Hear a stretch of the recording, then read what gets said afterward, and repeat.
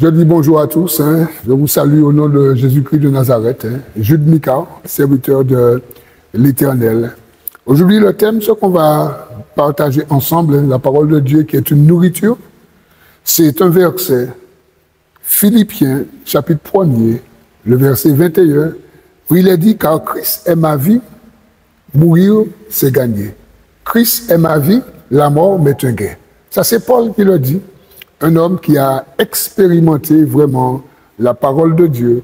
Et nous sommes tous appelés à expérimenter la parole de Dieu pour que nous puissions tous dire « Christ est ma vie, mourir pour moi c'est gagner ».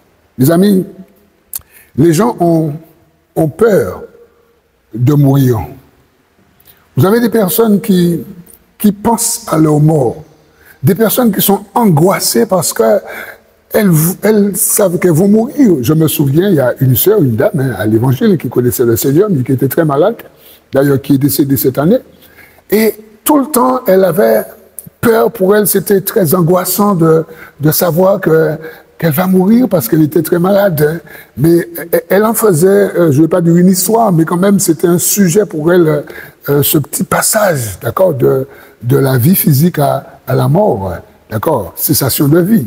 Les gens ont peur de mourir, mais pourquoi? Moi, je dirais que mourir, ce n'est pas un problème, mais c'est surtout la condition dans laquelle on meurt qui peut être un drame. Si on meurt sans Christ, alors je vous assure que c'est un drame. Mais si on meurt avec Christ, il n'y a aucun problème. C'est vrai que quelqu'un qui meurt, un ami, un membre de la famille, un collègue, un voisin, ça fait toujours mal.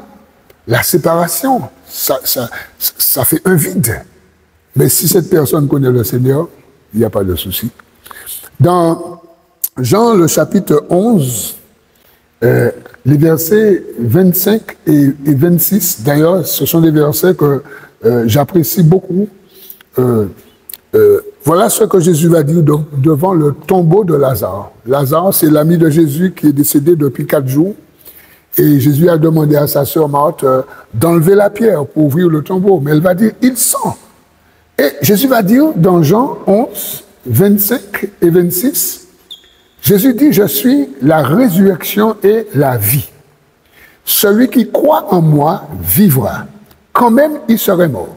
Verset 26, et quiconque vit et croit en moi ne mourra jamais. Et Jésus pose la question à Marthe, Jésus lui dit, crois-tu cela? Oui, comme je disais tout à l'heure, le drame, le problème, c'est que si on meurt sans Christ, mais si on a Jésus dans notre vie, c'est vrai, mourir, ça fait toujours mal, surtout les personnes qui connaissent la personne qui est décédée. Mais si on connaît le Seigneur, il n'y a pas de problème. J'ai noté que quand vous avez des amis, des personnes que vous aimez et qui s'en vont, ça fait toujours mal. Mais Jésus, c'est la personne que Dieu a choisie. Jésus, c'est la personne que Dieu a désignée. Jésus, c'est la personne habilitée pour, comment je vais dire ça, pour rendre notre vie agréable, pour nous donner la vie éternelle et pour prendre en charge nos péchés. Jésus. La seule personne qui peut solutionner ce problème de la crainte de la mort, qui peut nous donner l'assurance de notre salut, la seule personne qui peut nous donner cette assurance, à savoir que quand on pense à notre mort, vous savez, tous les gens, bon, les gens peut-être ne veulent pas parler avec d'autres personnes, mais tout le monde pense à sa mort.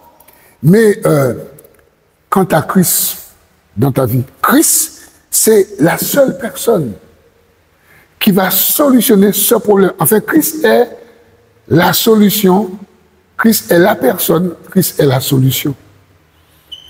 J'ai noté que le problème du péché, Romains 3, 23, tous ont péché, tous sont privés de la gloire de Dieu.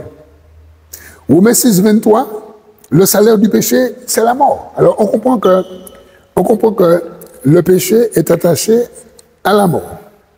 On comprend que tout le monde meurt, pourquoi? Parce qu'un jour, une personne a péché. Une personne a dérogé à un ordre que Dieu avait donné. Cette personne, c'est Adam et Ève. Et c'est pourquoi que tout le monde meurt. Comme je vous ai dit tout à l'heure, la seule solution qui ne crée pas la mort, j'ai noté que c'est Jésus. Et Jésus, c'est le sauveur, mais Jésus, c'est aussi la solution. Si Paul dit que Christ est ma vie, la mort m'est un gain, c'est parce qu'il y a quelque chose qui s'est passé dans la vie de Paul et il en est arrivé à ce résultat, d'accord, à cette conviction de dire que Christ est ma vie, si je meurs, je gagne. Dans l'évangile de Marc, au chapitre 10 et verset 45, écoutez ce que l'évangéliste Marc dit. Il dit, « Car le Fils de l'homme est venu, non pour servir, d'accord? Mais il est venu non pour être servi, du moins, mais pour servir et donner sa vie comme rançon. » Marc, chapitre 10, verset 45.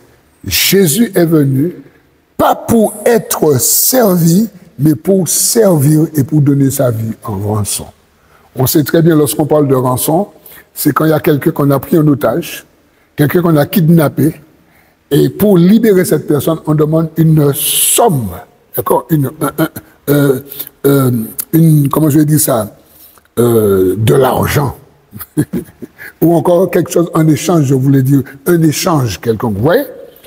Eh bien, ici, on nous dit que Christ, c'est lui la solution. Christ, c'est aussi lui la rançon. Et l'apôtre Paul l'a dit dans 1 Timothée, le chapitre 2, les versets 5 et 6. Alors, je vais lire les deux versets. 1 Timothée 2, versets 5 et 6. Voilà ce que Paul dit.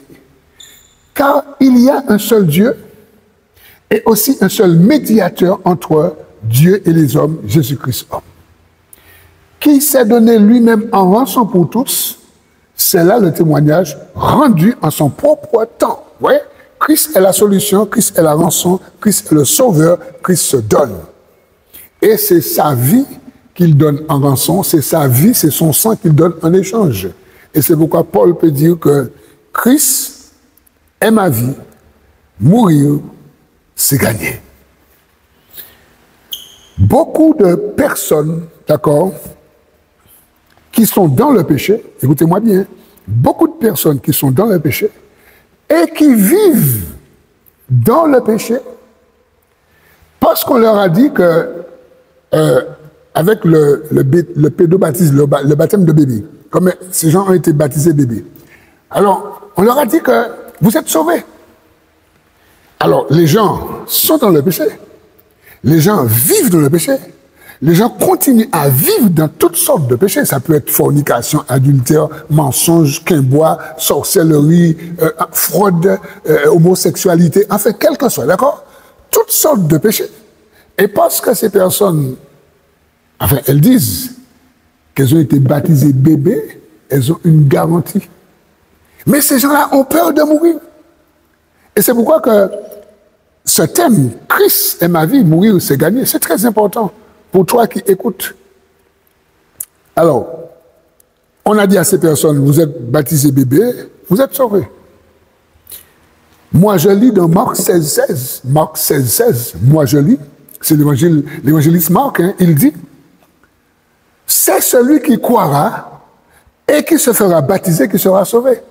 Et il ajoute, mais celui qui ne croira pas sera condamné. Évangile selon Marc, chapitre 16, verset 16. Tu vois, c'est pas celui qu'on a baptisé bébé. Et puis autre chose, ces mêmes personnes qui vivent dans le péché, qui continuent à vautrer dans leur péché, croient qu'au jour de leur mort, eh bien, on va prier pour ces personnes, et le jour de leur mort, elles seront dans un lieu qu'on appelle le purgatoire. Et puis, dans ce lieu purgatoire, il y a d'autres personnes vivantes qui vont prier pour ces personnes qui sont mortes. Et puis, elles vont passer du purgatoire à je ne sais quel paradis. Non, mensonge. Ça, c'est un mensonge, c'est pas vrai. La Bible ne dit pas ça. Ouais. J'ai noté que le purgatoire, parce que c'est important, on parle de la mort, Christ est ma vie, la mort, mourir c'est gagner. Le purgatoire, c'est le feu purificateur. C'est ce que la religion dit. Un feu qui purifie après la mort. Et la première mention du purgatoire, c'est Origène. Et c'est au IIIe siècle. C'est lui qui a pensé à ça, c'est lui qui a fait la première mention.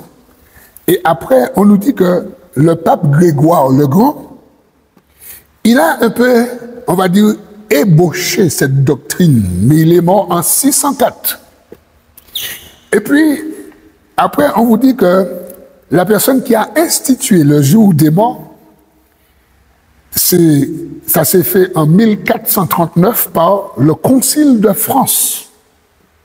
On parle autour de la mort, purgatoire, toutes ces choses. Mais les gens mettent leur confiance sur ça. Mais les gens ne savent pas que c'est un mensonge. Ce sont des choses fabriquées. Et puis, on vous dit que c'est en 1621 que la doctrine est précisée par le cardinal Bellarmine.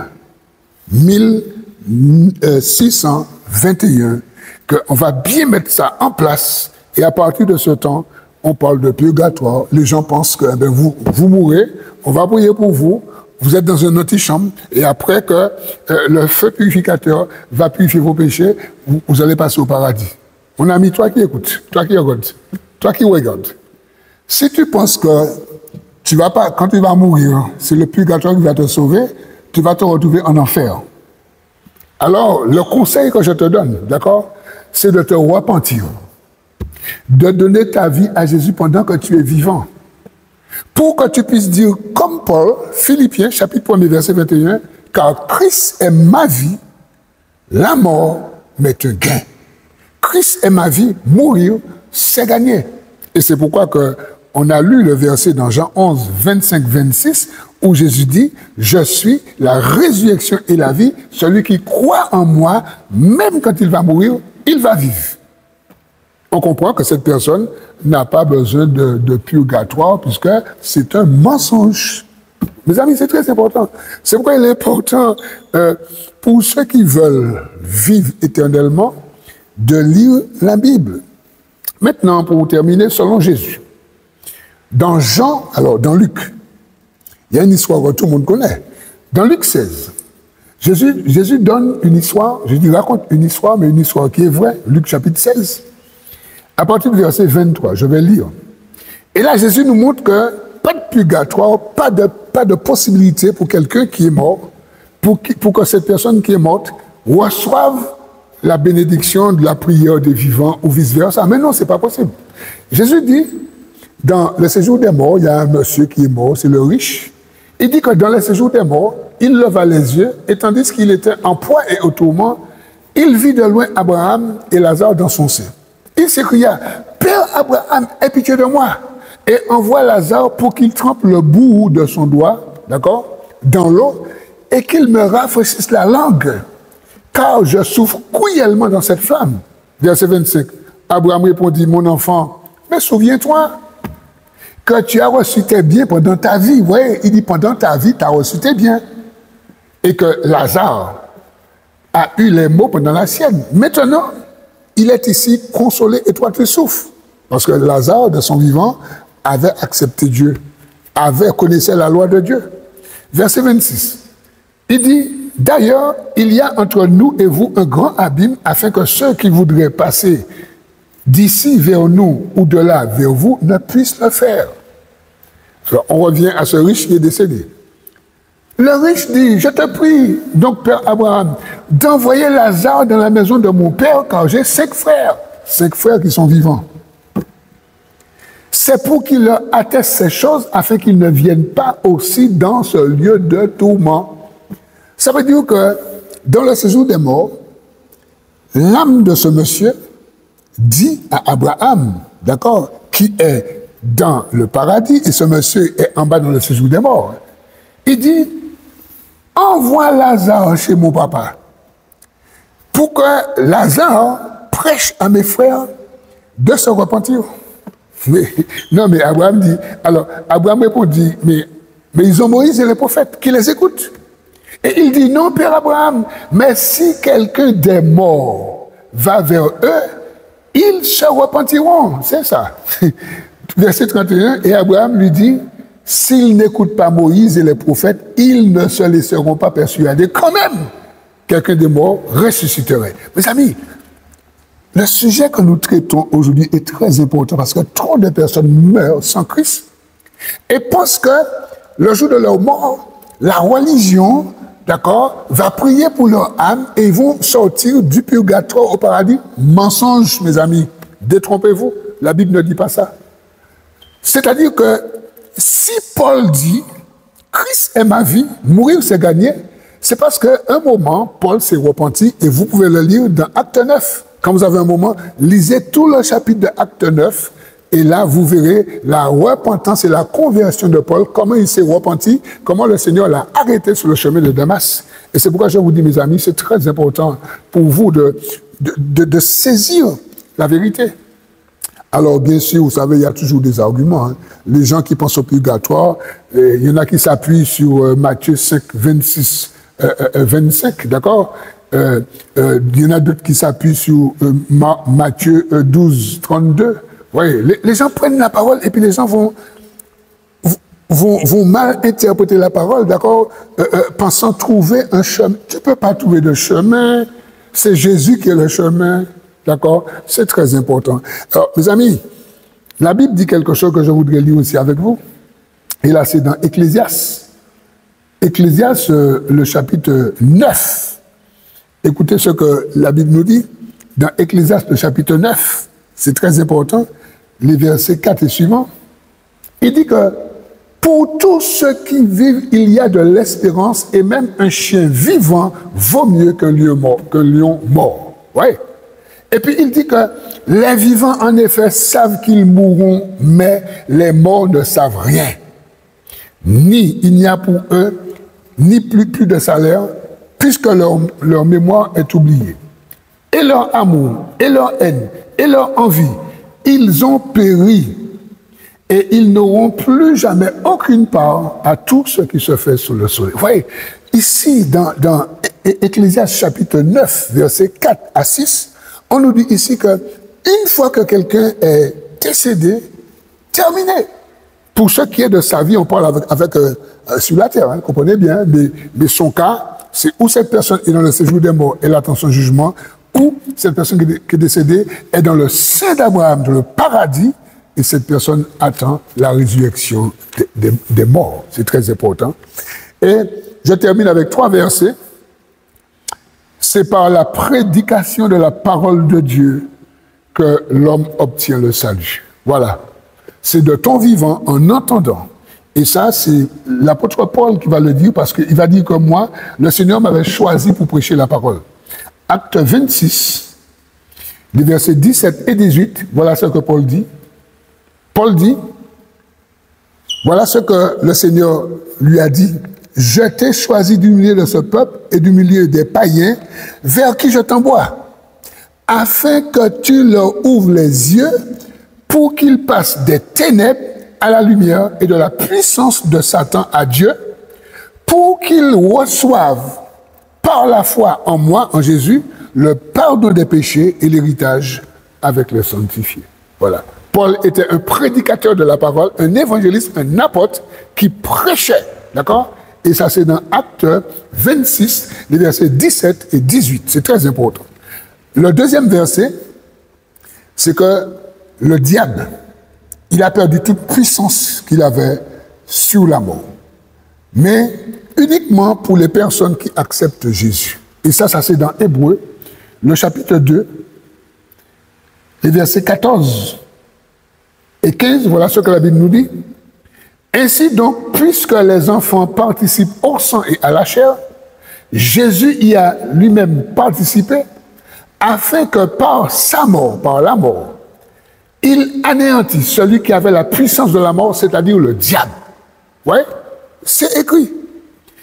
et que Jésus délivra tous ceux qui, par crainte de la mort, ceux qui avaient peur de la mort, ceux qui ne savaient pas ce qu'il y avait après la mort, par crainte de la mort, étaient toute leur vie retenus dans la servitude. Mes amis, ne compte pas sur le purgatoire. Compte sur Jésus qui a détruit le règne de la mort que Satan détenait. C'est lui qui te donne de passer ce cap.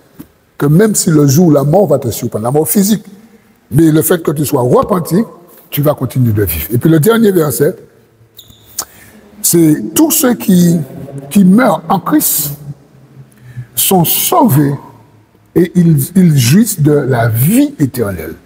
Jean 10, c'est très important mon ami, Jean chapitre 10, ici c'est Jésus qui parle, les versets 27 à 30, voilà ce qu'il dit. Jésus dit, mes brebis entendent ma voix, je les connais et elles me suivent. Je leur donne la vie éternelle et elles ne mourront jamais et personne ne les ravira de ma main.